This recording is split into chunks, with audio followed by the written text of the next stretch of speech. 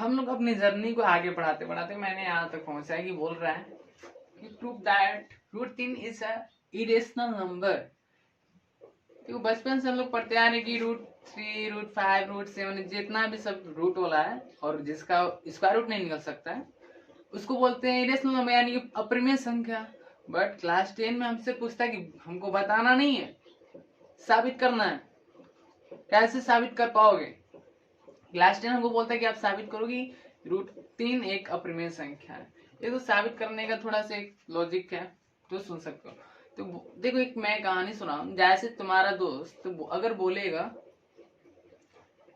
अगर मान लो तुम्हारा दोस्त कुछ बोलता है तो उसकी बात नहीं मानते हो। जैसे एग्जांपल ले रहा है, अगर तुम्हारा दोस्त बोल रहा है कि सूर्य सूर्य पूर्व में उगता है, बिल्कुल सही। तुम बोल रहे हो कि सूर्य पश्चिम में उगता है, तो बोलेगा आप सिद्ध करके दिखाओ। अगर सिद्ध ना कर पाए तो उसकी बात सही हो जाएगी ना। बस वही कंसेप्ट यहाँ पर भी लगेगा। तो ये देखो, अगर ये बोल रहा है कि √3 एक अपरिमेय संख्या है, तो हम इसका उल्टा मानेंगे। क्या मानेंगे? उल्टा। और उल्टा मानकर अगर हम अपनी बात दिखा ना पाए, साबित ना कर पाए, सही ना कर पाए, तो इसकी बात सही मान लेंगे ना। हाँ भाई, तुम्हारी बात सही है। वैसे तो ऐसे √3 एक अपरिमेय संख्या था, उल्टा मान, उल्टा। √3 एक माना कि √3 एक परिमेय संख्या है। लेट माना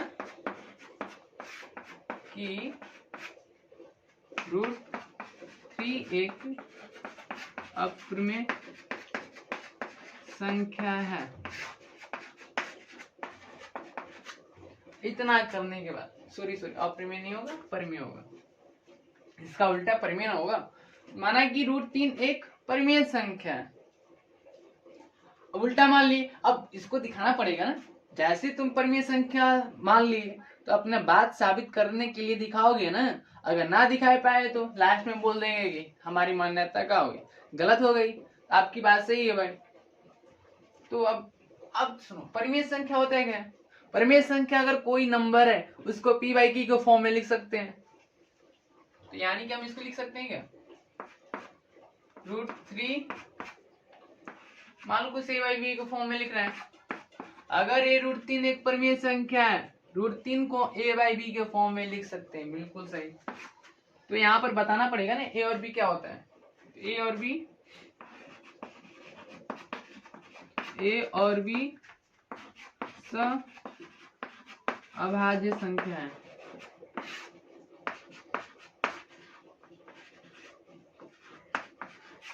अभाज्य संख्या। और लास्ट में दिखा देना यहाँ की b कभी भी 0 नहीं हो सकता है। b कभी भी 0 नहीं हो सकता है। अब इसको यहाँ पर क्रॉस मल्टीप्लीकेशन कर सकते हो। तिर्यक गुणा करने पर अगर √3 को b से करेंगे तो b √3 इधर होगा, इक्वल a आएगा। अब इसके बाद हम दोनों तरफ वर्क करने पर, यानी कि दोनों तरफ वर्क कर सकते हो क्या? दोनों तरफ वर्क करने पर, इतना करने के बाद यानी कि इधर भी करना पड़ेगा तो इधर भी करना पड़ेगा वर्क। b√3 का स्क्वायर करने पर इधर भी स्क्वायर करना पड़ेगा। जैसे तुम स्क्वायर करोगे तो इधर क्या आएगा? b² इंटू √3 का होल स्क्वायर कितना होता है? 3 होगा। इधर a का होल स्क्वायर a होगा, सॉरी a² होगा। अब इधर जो मल्टीप्लाई में 3 है, इधर आएगा तो डिवाइड में हो जाएगा। b² इक्वल a²/3 हो सकता है क्या? अब देखो, जब हमारा a² को 3 डिवाइड कर रहा है, एक को भी डिवाइड करेगा कि नहीं? समझो यहाँ पर कैसे हो। अगर मान लो कि 8 का स्क्वायर अगर 2 डिवाइड कर रहा है, यानी कि 8 को भी डिवाइड करेगा 2। कैसे? 8 का स्क्वायर 64 होगा, 64 को 2 कटता ही है, तो 8 को भी तो 2 कट करेगा। 8 को 2 कटेगा कि नहीं? बिल्कुल काट सकता है 4 टाइम्स में। तो वैसे ही यहाँ पर ये स्क्वायर को जब 3 डिवाइड कर रहा है, एक को भी डिवाइड करेगा। यानी कि हम ऐसे लिख सकते हैं, क्योंकि a² को 3 विभाजित करेगा, इसलिए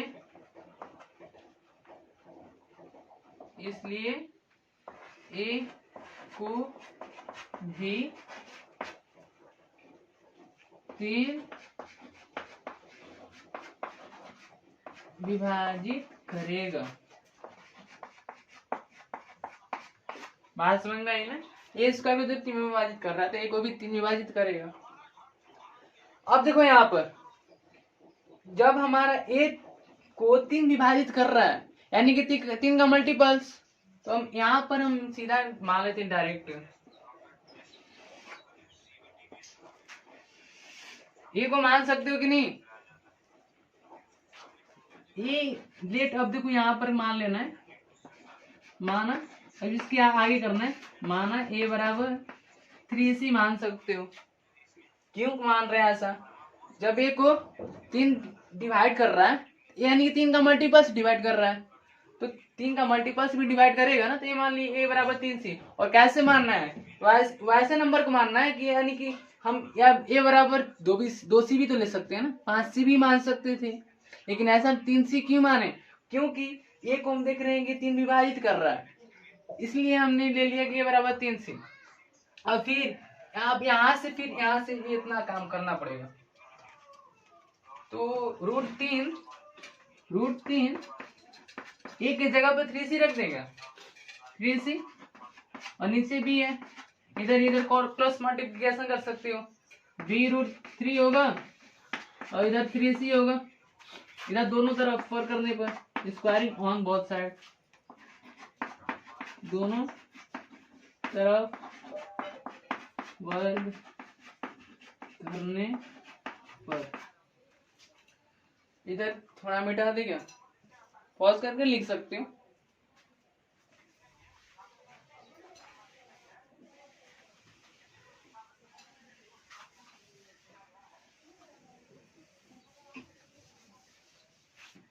अब देखो इतना करने के बाद b√3 है हमारे पास, जब दोनों तरफ वर्क करोगे यानी कि b√3 का होल स्क्वायर इधर 3c का होल स्क्वायर, जब इसका स्क्वायर करने पर b स्क्वायर इधर b का स्क्वायर करो तो b स्क्वायर, √3 का स्क्वायर करोगे तो 3, इधर 3c का स्क्वायर करने पर हमको मिलेगा 9c स्क्वायर।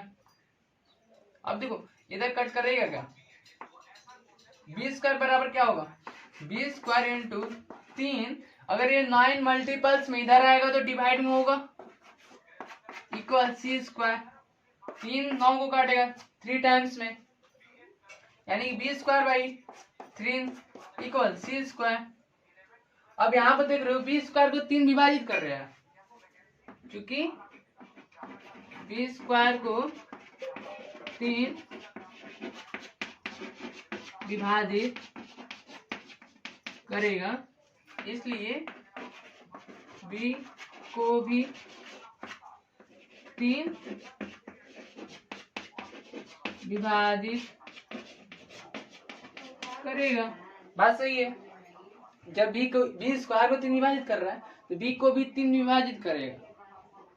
अब देखो यहाँ पर हमने क्या माना था? हमने a और b के बारे में क्या बताया था? हमने a एंड b के बारे में क्या बताया था? ये दोनों a बाई b के फॉर्म में लिखी तो बगल में लिखे थे, ध्यान आ रहेगा। a और b सभाज्य संख्या, सभाज्य संख्या किसको बोलते हैं जल्दी बताओ?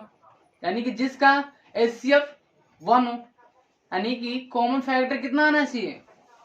1, लेकिन इसमें कितना आ रहा है? यानी कि देखो जैसे हम a को भी 3 विभाजित कर रहा है और b को भी 3 विभाजित कर रहा है, यानी कि इस दोनों में 3 3 है कि नहीं? बिल्कुल है, a में भी 3 है और 3 a को भी कट कर रहा है, 3 b को भी कट कर रहा है, यानी कि इसका मतलब दोनों में 3 उभयनिष्ठ गुणनखंड के रूप में है, प्राइम फैक्टर के रूप में है। अब यहाँ पर बता सकते हो हमने माना था a और b सभाज्य संख्या, लेकिन सभाज्य संख्या उससे बोलते हैं ना जिसके पास दोनों में मतलब कॉमन फैक्टर 1 आना चाहिए, लेकिन इसमें आ रहा है 3। तो यहाँ पर फिर यहाँ से लिखने के बाद जो कथन स्टार्ट हो जाती है, तो तुम्हारा यह लिखावट है हमने यहाँ तक लिख दिया। अब आगे लिखने के लिए थोड़ा लैंग्वेज आएगा, उसको लिखना चाहो तो लिख सकते हो। अब आगे हम क्या लिखेंगे, आगे क्या लिखेंगे हम, बात समझ में आ रहा है ना। जैसे ही मान लेते सभाज्य संख्या, लेकिन हमने देखा गया था एक ए और बी में दोनों उभयनिष्ठ गुणनखंड के रूप में 3 मौजूद है, लेकिन ये तो हो नहीं सकता ना, तो हमारी बात गलत हो गई। यहां से लिखना स्टार्ट कर देना, ए और बी के पास कम से कम 3 उभयनिष्ठ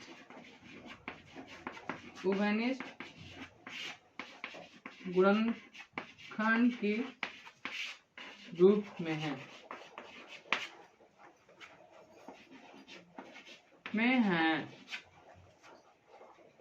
तो इस देखो इसके आगे क्या ऐसे लिख सकते हो, आगे अगर बताना चाहिए इसको तो कैसे बताओगे, विरोधाभास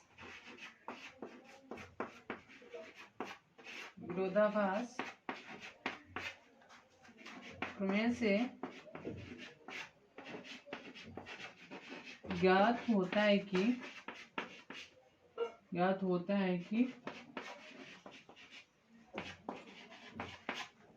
जो रूट 3 में हम लोगों ने क्या माना था, परिमेय संख्या को ए बटा बी के फॉर्म में लिख सकते हैं। जब लिखने के बाद ये भी बताया थे ए और बी सभाज्य संख्या, सभाज्य संख्या का मतलब उसमें कॉमन नंबर 1 होना चाहिए, लेकिन 1 तो नहीं आया ना, 3 आया था। आगे हमने क्या लिखा है, विरोधाभास प्रमेय से ज्ञात होता है कि ए और बी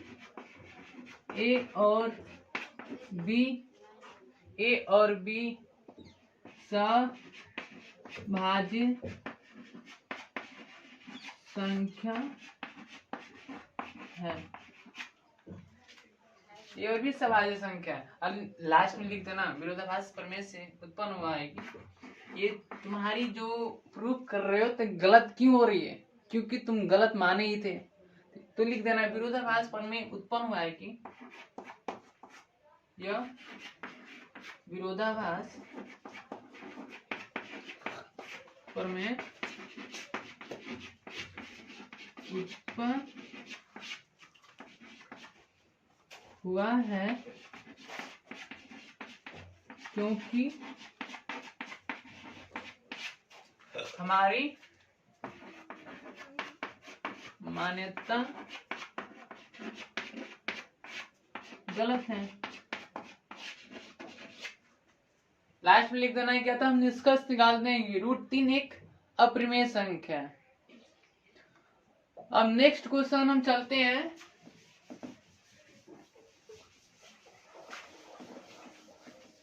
कुछ रूट 3 के जगह पर कुछ और नंबर लेते हैं। अब की बात ले लिए मैंने रूट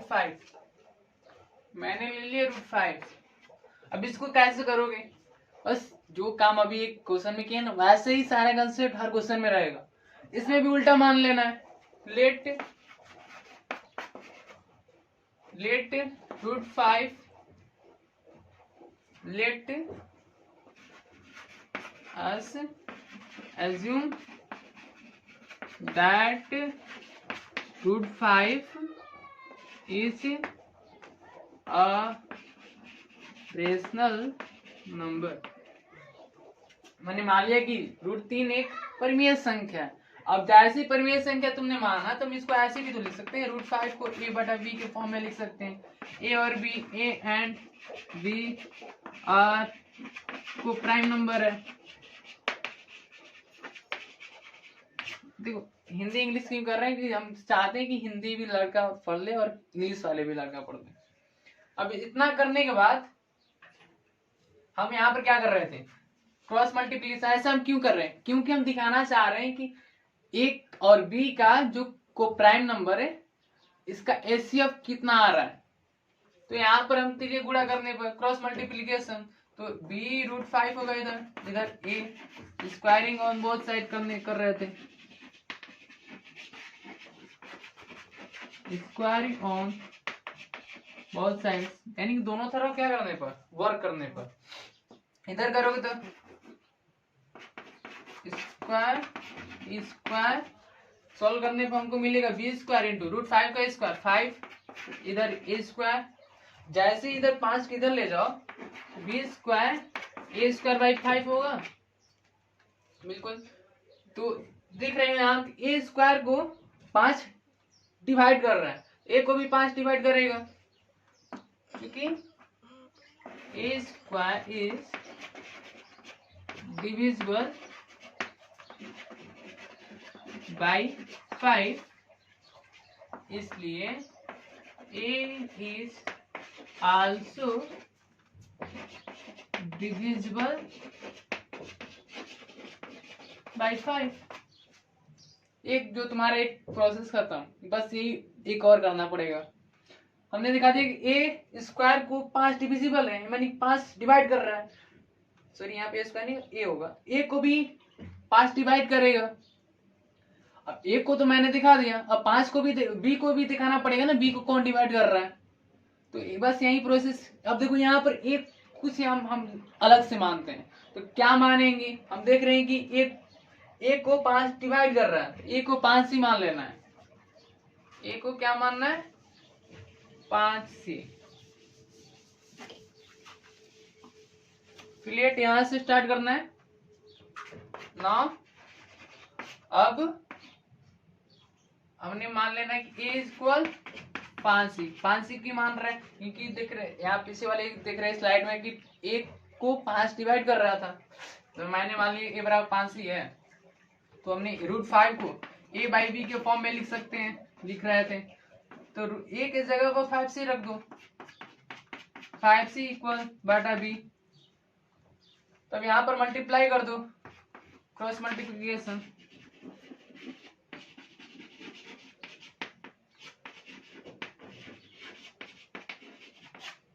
तो बी रूट 5 इधर होगा, इधर 5c। अब दोनों तरफ हमने क्या कर रहा था, स्क्वायरिंग ऑन बोथ साइड्स, दोनों तरफ वर्क करने पर बी रूट 5 का स्क्वायर करो, इधर 5c का स्क्वायर करने पर तो कितना मिलेगा, बी रूट 5 का स्क्वायर करो तो बी स्क्वायर इंटू 5 मिलेगा क्या, इधर 5c का यानी 5 का स्क्वायर करना पड़ेगा, c का भी स्क्वायर करना पड़ेगा, 5 का स्क्वायर करोगे तो 25 होगा, c का स्क्वायर इंटू c स्क्वायर कर सकते हो।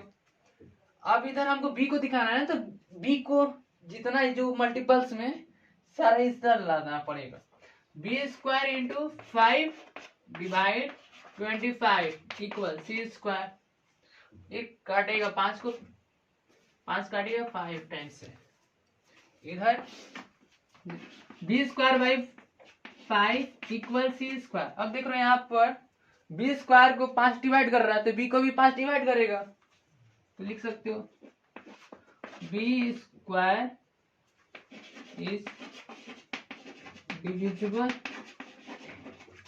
बाई 5, इसलिए बी आल्सो डिविजिबल बाई 5। बस तुम्हारा जो प्रोसेस है कहानी खत्म, यहीं से तुम्हारा निष्कर्ष निकल गया। क्या निकला है, हमने माना था ए और बी सभाज्य संख्या है, जैसे तुमने सभाज्य संख्या माना तो देख रहे हो कि ए को भी 5 डिवाइड कर रहा है और बी को भी 5 डिवाइड कर रहा है, इसका मतलब दोनों में एक शामिल है ना 5। तो हमें क्या चाहिए था, एक चाहिए था, लेकिन इसमें आ गया 5। तो यहाँ पे लिख देना कि और ए एंड बी के पास कम से कम 5 मतलब कॉमन फैक्टर के रूप में है। इसके तुम जैसे ही पहले क्वेश्चन में लिखे तो वैसे ही इसमें लिख देना, जो आगे का थ्योरी रहेगा बस वही प्रोसेस लिखना है बेटा।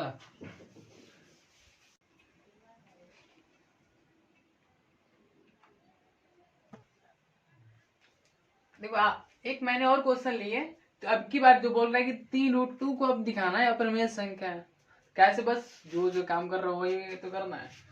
तो यहाँ पर 3√2, अब उसमें इतना नहीं लिखूंगा मैं ना, 3√2 को a बाई बी के फॉर्म में लिख सकते हैं, यहाँ मान लेना है। हमने पहला स्टेप क्या है, 3 root is a rational number, rational number है तो हमने मानना क्या है, रेशनल नंबर। अगर अपरिमेय संख्या है तो मानो कि परिमेय संख्या है। जब परिमेय संख्या तो ए बाई बी के फॉर्म में लिख सकते हैं, ए और बी के फॉर्म में लिख सकते हैं, तो ए और बी यहाँ पर दिखाना तो पड़ेगा ना। ए एंड बी क्या है हमारा, बी आर इंटीजर्स। जैसे इंटीजर्स माने तो यहाँ पर क्रॉस मल्टीप्लिकेशन कर रहे थे, अब यहाँ पर करने की जरूरत नहीं है। अब देखो जो √2 है, √2 यहीं पे छोड़ दो, इधर क्या आएगा, ए बाई 3b आएगा ना। अब तुम देख रहे हो कि ये परिमेय संख्या है, अरे बड़े वाले सर्कल को बोलते हैं ना परिमेय संख्या। तो परिमेय संख्या ये वाला है रेशनल नंबर, तो ए भी तो परिमेय संख्या आना चाहिए ना, लेकिन है नहीं। जब ए परिमेय संख्या है तो √2 भी परिमेय संख्या होगा। क्यों बोल रहे हैं ऐसा, क्योंकि इक्वल का साइन दिख रहा है तुमको, लेकिन हम जानते हैं ये क्या है हमारा, इरेशनल नंबर है। बात समझ में आ रहा है? तो क्या लिखोगे आगे, next step, A by three B is a rational number, so √2 भी एक परिमेय संख्या है, so √2 is also rational number. √2 भी परिमेय संख्या होगा, लेकिन हमारी क्या होगी, मान्यता गलत होगी ना। अभी अरे परिमेय संख्या, विरोधाभास परिमेय क्या बोलता है, √2 एक अपरिमेय संख्या है, तो अपरिमेय संख्या इधर परिमेय संख्या कैसे बराबर हो सकता है। आगे लिख लेना है वही दो स्टेप। इस विरोधाभास से परिमेय से याद होता है कि √2 एक क्या है, अपरिमेय संख्या। हमारी विरोधाभास परिमेय उत्पन्न होने का कारण क्या है, क्योंकि हमारी जो मान्यता है गलत है। क्या माने थे हम, 3√2 एक परिमेय संख्या है, तो हमारी मान्यता गलत हो गई ना, तो इसलिए इसको बोल सकते हैं। हम निष्कर्ष निकालते हैं कि 3√2 एक अपरिमेय संख्या है। आज समझ में आ गई ना।